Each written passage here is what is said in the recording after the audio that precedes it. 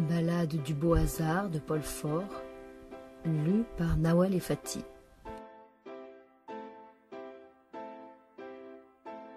Si le bon Dieu l'avait voulu, l'enturlurette l'enturlu, j'aurais connu là Cléopâtre, et je ne t'aurais pas connu.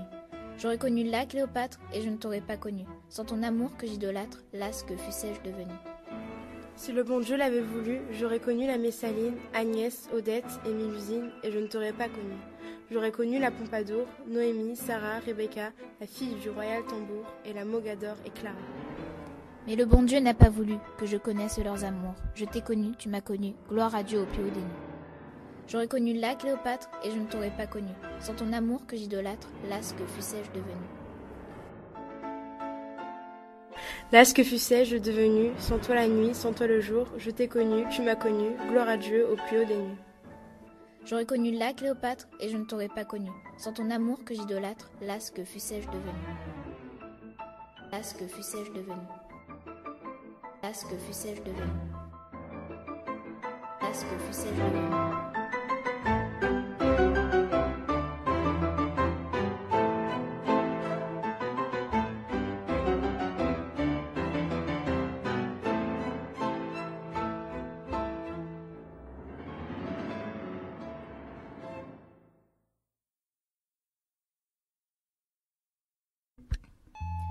Paul Verlaine, lettres extraits des Fêtes galantes, lu par Léa, Emma et Alicia.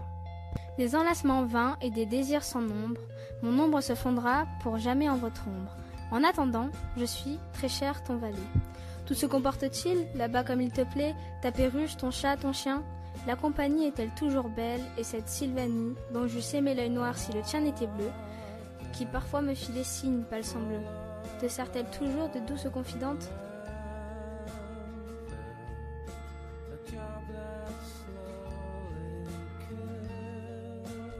Or, madame, un projet impatient me hante, de conquérir le monde et de tous ses trésors pour mettre à vos pieds ce gage, indigne d'un amour égal à toutes les flammes les plus célèbres, qui des grands cœurs aient fait resplendir les ténèbres.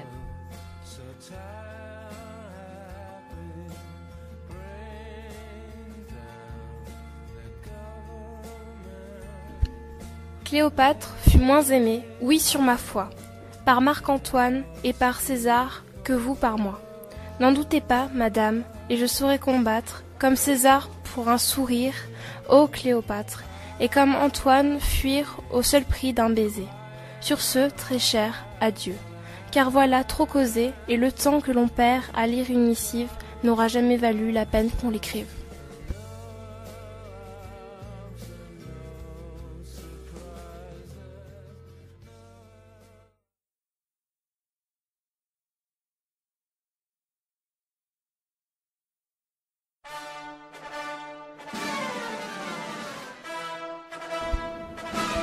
Cléopâtre d'Henri Salvador, reprise d'un standard américain, lu par Lisa et Marceau.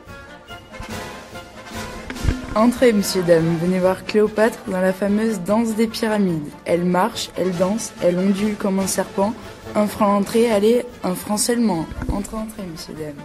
Alors moi, j'ai donné un franc. Je me suis assis au premier rang, près d'un gros. Le gros type m'a tapé dans le dos quand on avait le rideau. Oh oh.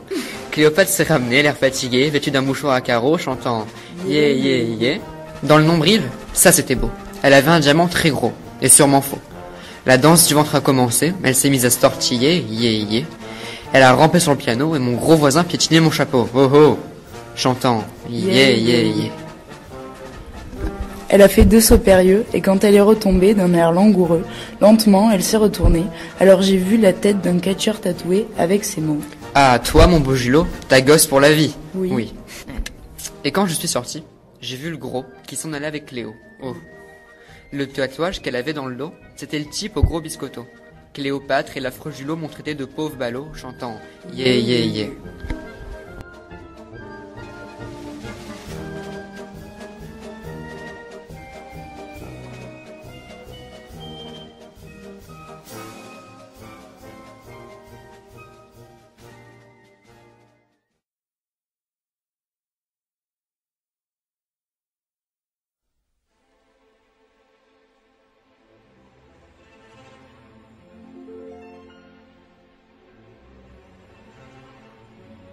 Victor Hugo, le 9e Sphinx, issu de la légende des siècles, lu par Shaima et Zoé.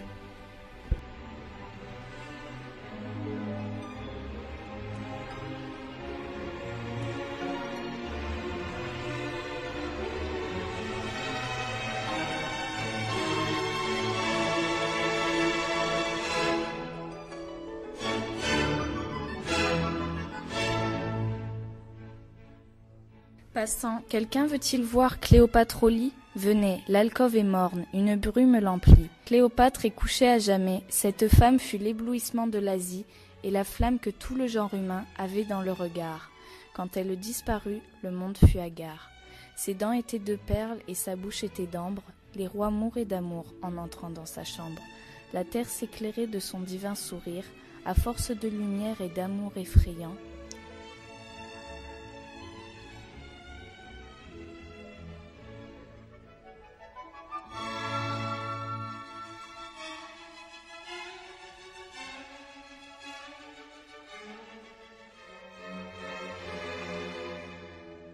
Son corps semblait mêlé d'azur.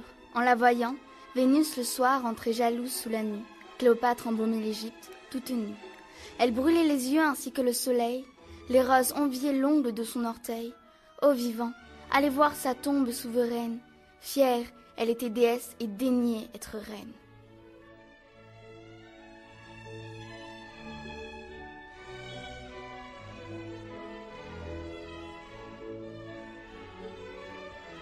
L'amour prenait pour art que sa lèvre comme au cœur. Sa beauté rendait fou les fronts, les sens, les cœurs. Et plus que les lions rugissants étaient fortes, mais bouchez-vous le nez si vous passez la porte.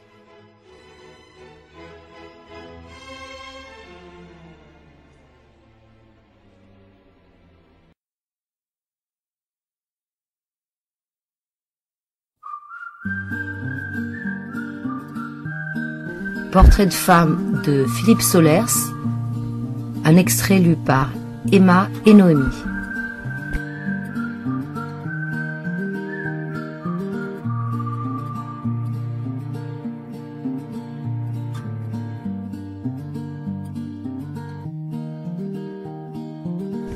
J'ai cherché Cléopâtre partout. Elle passait dans les jardins de Bordeaux. Je la suivais en Espagne et en Italie. Je la poursuivais dans les rues de Paris. Elle m'échappait toujours, comme l'Égypte elle-même.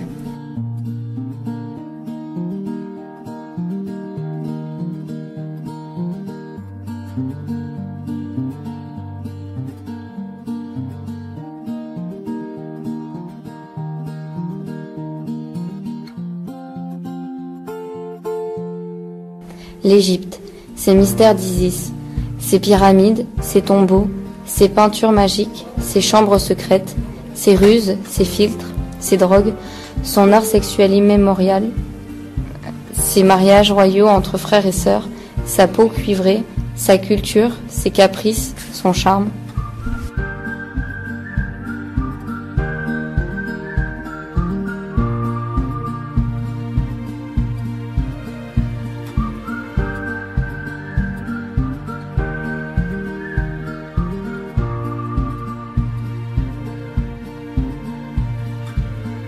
Pas de doute, je suis Antoine, infatigable, luxurieux, à qui aucune femme n'a jamais dit non. Toute femme est une Cléopâtre en puissance. Elle est endormie, il suffit de la réveiller. Elle vous veut, elle vous trouble, elle vous joue, elle vous retient, elle vous possède, elle vous trahit, elle vous aime, elle meurt si vous mourrez, c'est parfait.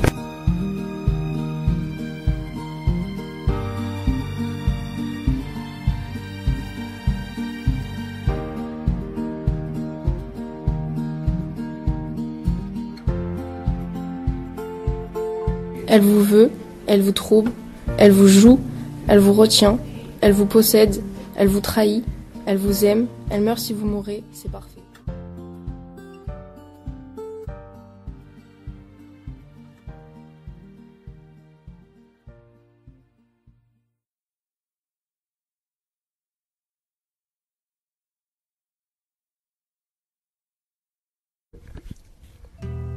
Le serpent de Guillaume Apollinaire, extrait du recueil Le Bestiaire, dit par Noah. mais rien ne se consume. C'est comme ça, c'est ainsi. Tout s'envie, tout un prix, tout se calcule. T'acharnes sur la beauté, et quelles femmes ont été victimes de ta cruauté? Ève, Eurydice, Cléopâtre, j'en connais encore 3 ou 4.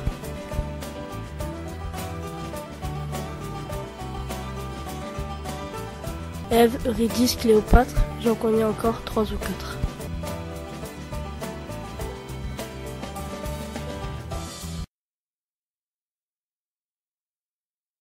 Une vie ordinaire de Georges Perros, lu par Marine et Camille. Ce qu'est un homme dans la vie m'importe peu. C'est son envie d'être autre chose qui m'excite. Autre chose que seul errant, au caprice d'une aventure dont il pense tenir les rênes. C'est le quant à soi qui me rend plus seul encore. Je fais le serment de m'en tenir là. Mais à qui? Rentre en toi-même, Georges, et cesse de te plaindre. Écrivant cela qui te fait passer en douceur le temps, l'horreur de tes humeurs, le temps, l'angoisse de tes jours, de tes nuits, ce temps. Bel ennui qui te donne permission de la traiter à la légère, alors que sans lui, mon garçon, ta langue serait moins facile. Se résigner, crier pourquoi? La résignation est stupide, et la révolte pareille à l'aboiement d'un chien fou. C'est Shakespeare par Cléopâtre qui nous le dit avec raison. Et pourquoi d'être indifférent? Ce rêve? Sois intelligent, ce n'est rien moins difficile, mais quoi nous faisons tous semblant de l'être à la mesure aimable? Ainsi, les enfants dans le sable tracent-ils des signes qui sont autant de certitudes, signes que prend en écharpe le vent? Ne vous étonnez pas s'il tonne, s'il pleut à vous fendre le front. Ne vous étonnez de rien, c'est le plus sublime étonnement.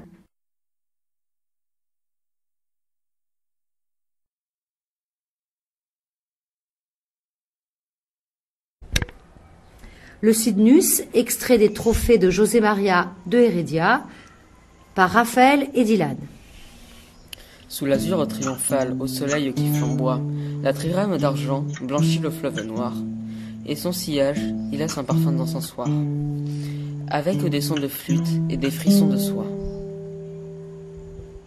À la proue éclatante, où l'épervier s'éploie, hors de son dais royal, se penchant pour mieux voir, Cléopâtre, debout, en la splendeur du soir, semble un grand oiseau d'or qui guette, au loin, sa proie.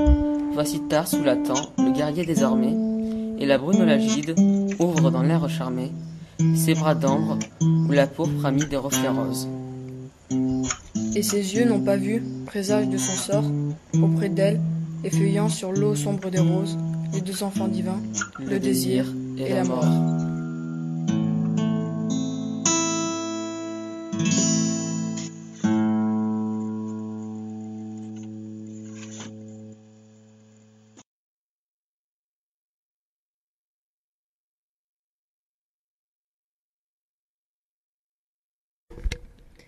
Césarion, d'Alexandre Cavafis, traduit du grec moderne par François Somaripas, lu par Sylvain et Thibault.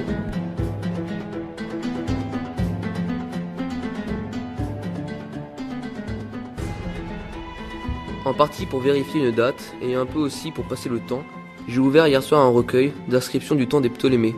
Éloges et flatteries, c'est pour tous pareil, tout superbe, glorieux, puissant et bienfaisant, leur action a toute pleine de sagesse. Quant aux femmes de leur lignée, Bérénice ou Cléopâtre, elles aussi admirables. Une fois la date vérifiée, j'allais fermer les livres, lorsque je suis tombé sur une mention courte et sans importance sur le roi Césarion. Ah oui, toi tu arrives avec ton charme incertain, tu n'apparais dans l'histoire qu'à travers quelques lignes. J'ai pu ainsi t'imaginer librement, te créer librement.